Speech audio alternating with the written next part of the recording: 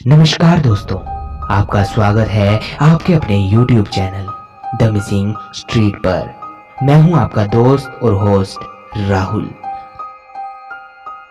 आज मैं फिर आप लोगों के लिए एक बेहद डरावनी कहानी लेकर आ गया हूं। मुझे उम्मीद है कि आप लोगों को ये कहानी बहुत पसंद आएगी। जब मैंने इस कहानी को पढ़ा तो मुझे भी ये कहानी बहुत अच्छी लगी, इसलिए मैंने सोचा क्यों ना आप लोगों के लिए इस कहानी को लेकर आऊं। तो ज्यादा टाइम वेस्ट ना करते हुए बढ़ते हैं कहानी की तरफ। लेकिन उससे पहले मैं आप लोगों से एक छोटी सी रिक्वेस्ट करना चाहता हूं। अगर आप हमारे चैनल पे नए हैं तो हमारे चैनल को जरूर सब्सक्राइब करें। तो बढ़ते हैं आज की कहानी की तरफ।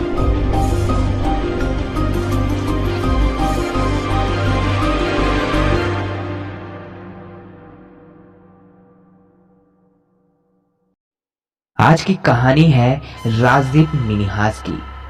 तो आइए सुनते हैं उनकी कहानी, उन्हीं के ही पॉइंट ऑफ व्यू से। मैं छोटा था तो बहुत डरपोक था।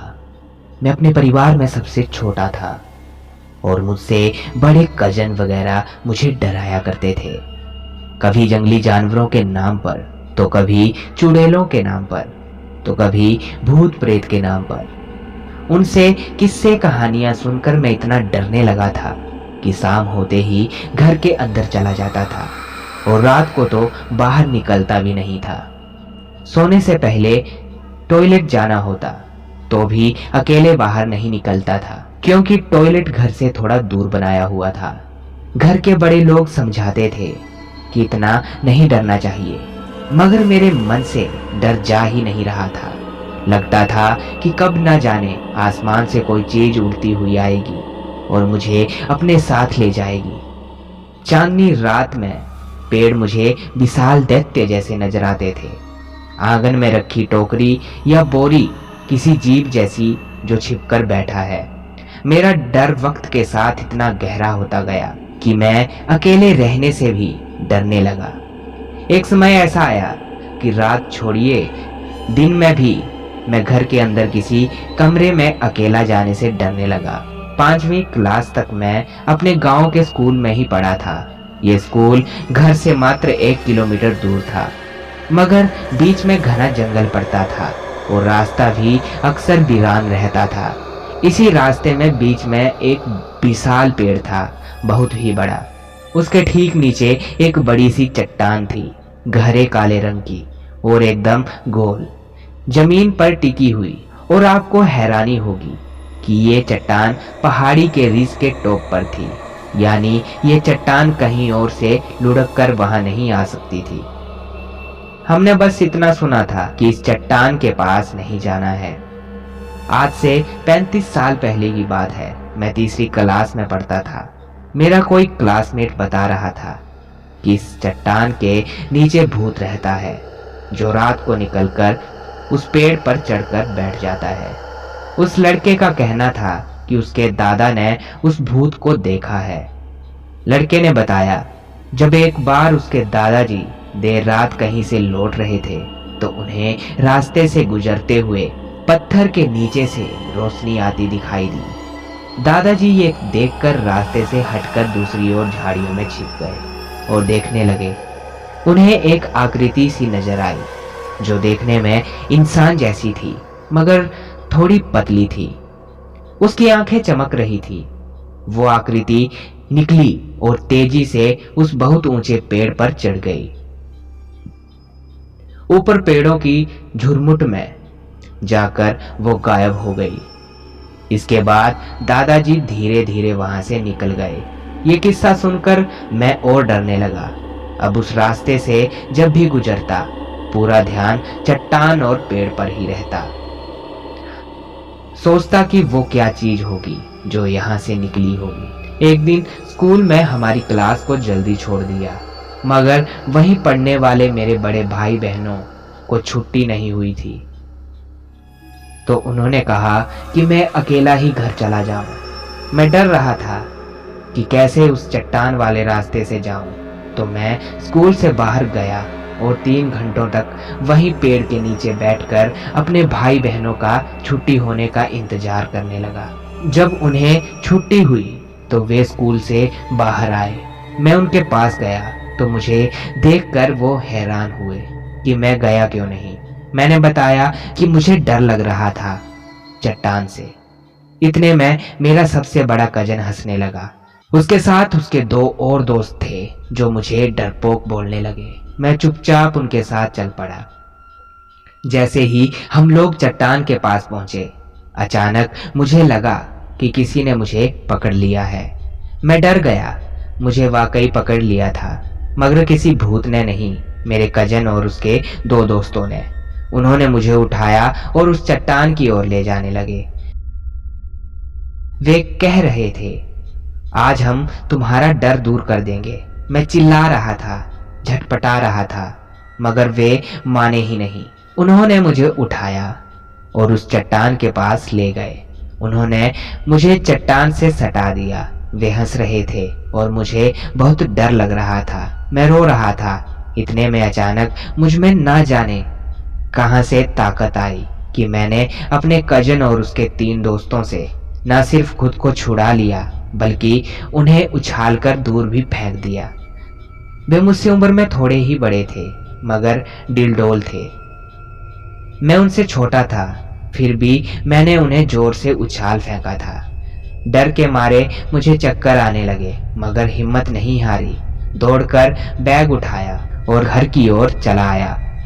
घर पर आकर मम्मी को सारी बात बताई तो उन्होंने मेरे कजन की खबर ली। लेकिन उस रात को मुझे एक सपना आया। सपने में मैंने देखा कि एक पक्षी उड़कर मेरी खिड़की के बाहर मंडरा रहा है। काले रंग का पक्षी, लाल रंग की आंखें। मुझे ढंग से याद नहीं कि कौन सा पक्षी था, मगर था तो पक्षी ही। इतने में मेरी नींद खुल गई। मैं मम्मी पापा के कमरे के साथ वाले कमरे में सो रहा था। मेरा ध्यान खिड़की की ओर गया जिसमें सरिये लगे हुए थे। उस दौर में आज की तरह आधुनिक ग्रिल नहीं होती थी। वहां मुझे पक्षी तो नहीं, मगर काले रंग का एक साया दिखा। मैं रजाई में दुबक गया और गौर से देखने लगा कि कहीं कोई भ्रम तो नहीं हो रहा है, मगर वाकई किसी का धड़ और सिर दिख रहा था। अचानक वो सिर बड़ा होने लगा। मैंने आंखें बंद की और रजाई में सिर घुसा लिया। अंदर में डर से कांप रहा था। मन कर रहा था कि मम्मी पापा को आवाज दूं, मगर उस वक्त कुछ नहीं सूझा। डर के बीच कब नींद आ गई पता नहीं चला। मुझे याद है कि अगली सुबह सेकंड सैटरडे की छुट्टी थी। उठकर मैंने मम्मी को रात को आए सपने और खिड़की पर दिखे साए के बारे में बताया। मम्मी ने कहा कि मैंने बुरा सपना देखा है, क्योंकि कल ही कजन ने मुझे चट्टान से सटाकर डराया था। मम्मी ने मुझे भूल जाने को कहा, मगर जैसे ही उजाला हुआ मैं घर के पिछवाड़े में गया जहां मेरे कमरे की खिड़की खुलती थी। घर कच्चा था। मैंने देखा कि खिड़की के नीचे की दीवार में खरोंचे लगी हुई हैं। पूरी पुताई उखड़ी हुई थी। मैंने डरकर मम्मी को ये बात बताई। उन्होंने ध्यान नहीं दिया। बोला, बिल्ली वगैरह कई बार घर में घुस आती है, लेकिन मैं जानता था कि ये खरोंचे नहीं हैं, क्योंकि हम अक्सर घर के पिछवाड़े में उगे एक लचीले पेड़ पर चढ़कर उसे हिलाते थे और झूलते थे। तब तो ये खरोंचे नहीं थी। मुझे यकीन था कि ये खरोंचे ताजा हैं। मैं ये सोचकर और डर गया कि बीती रात को दिखे साए ने तो ये खरोंचे नहीं लगाई। खैर, रात हो गई। गर्मियों के दिन थे, फिर भी मैंने खिड़की बंद रखने का फैसला किया। मन में देवताओं को ध्यान करके सो गया। रात को फिर सपना दिखा कि एक पक्षी आया और उसने ऐसा रूप धर लिया जिसका सिर और धड़ तो इंसानों जैसा था, मगर हाथ और पैर की जगह पक्षियों जैसे पंजे थे। इस बार मैंने देखा कि वो पक्षी खिड़की से सरियों के बीच से आया और उसने ये रूप मेरे कमरे के अंदर आकर धरा है। इसी वक्त मेरी नींद खुल गई। मैंने जिज्ञासा में खिड़की की ओर देखा तो वो खुली हुई थी। जैसे ही कमरे के दूसरी ओर नजर गई, वही अजीब जीव खड़ा था, गहरे काले रंग का, मगर आंखें लाल सी चमक रही थी और मुस्कुरा रहा था। ये दृश्य देखकर ही मैं बेहोश हो गया। सुबह मेरी नींद खुली तो बुखार आ चुका था। मम्मी मुझे उठाने आई तो मैं पहले से जगा हुआ था और बुखार से कांप रहा था। मैंने उन्हें रात का किस्सा सुनाया तो वो चिंतित हो गई। उन्हें लगा कि मेरे मन में डर बैठ गया है। मम्मी को जो कुछ मैंने अब तक बताया था उन्होंने किसी और को नहीं बताया था, लेकिन उस दिन मम्मी ने मेरी दादी को बुलाया और पूरा किस्सा सुनाया। दादी ने कजन को खूब गालियां निकाली और कहने लगी कि उस चट्टान से मैं डर गया हूँ। उन्होंने तुरंत मेरी नज़र उतारी और कहीं पुड़िया में रखी कोई भभूत चटाई। उन्होंने कहा कि मैं डरूं नहीं। छुट्टियां खत्म थी और मुझे फिर उसी रास्ते से स्कूल जाना था जहां वो चट्टान थी। मेरी दादी ने सख्त हिदायत दी थी मेरे कजन्स को कि वे मुझे ना डराएं और ध्यान से मुझे स्कूल लेकर जाएं। हम सब स्कूल जाने लगे। जैसे ही चट्टान दिखने लगी मुझे कुछ होने लगा। एक ही पल में मैंने खुद को घर में परिजनों के बीच घिरा पाया और कोई तांत्रिक मंत्र पढ़ रहा था। मुझे कुछ समझ नहीं आ रहा था।